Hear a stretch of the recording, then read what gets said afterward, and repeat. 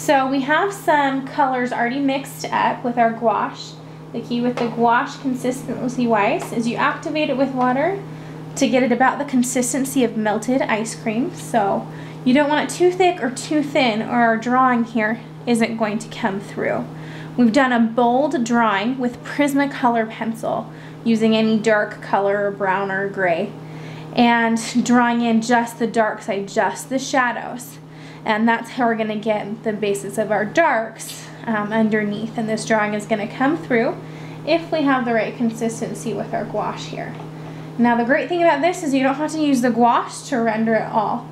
You're just putting in these flat local colors. Now I've done a gray here for the penguin's body. I didn't want a straight black. It's not enough would come through. It might be a little more boring.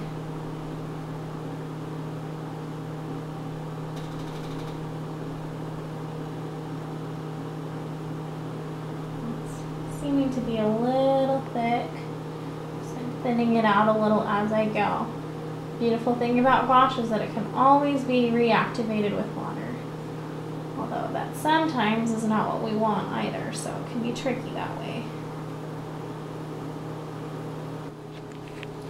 So we're just finishing filling in the flat color. It's a little tricky with this white. You can see when the gouache dries here, our drawing shows back through, and that's what we're wanting. The eyes, it's not showing as much through, so I probably put it on a little thick there, and I may need to reactivate it with some water to thin it up a little bit.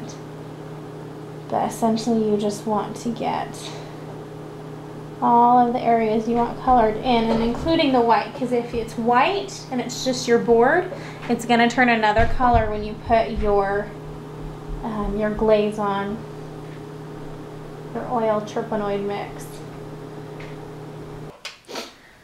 So once we have the gouache laid in and we can see our drawing coming through overall, we want to go ahead and mix up our soupy oil combination.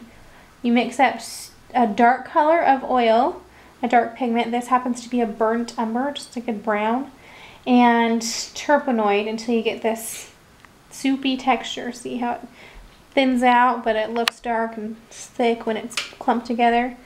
So it's kind of a game, but you gotta just get that soupy, runny texture going on. Then you're gonna take a brush, sponge brush works fantastically, especially a big one like this. And we're gonna get our soupy goodness on it.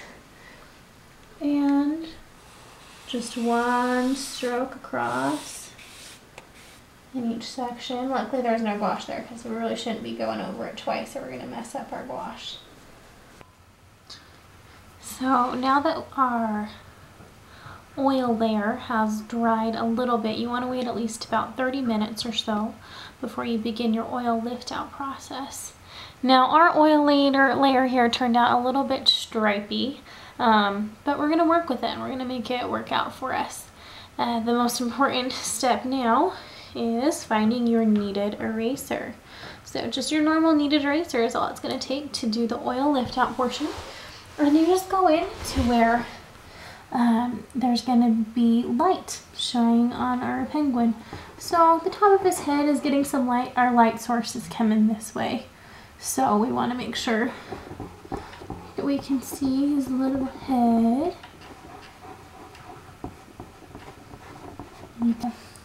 We are going to show off what this does by working on this white section here. You can see how much it lifts out.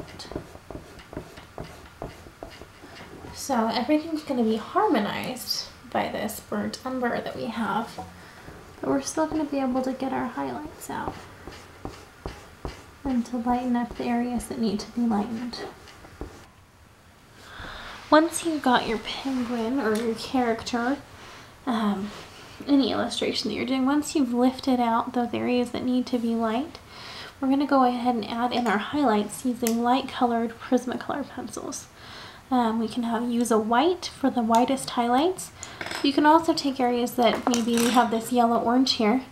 So we're going to use the light version, use light yellow pencil here to create highlights and to render this up a little further.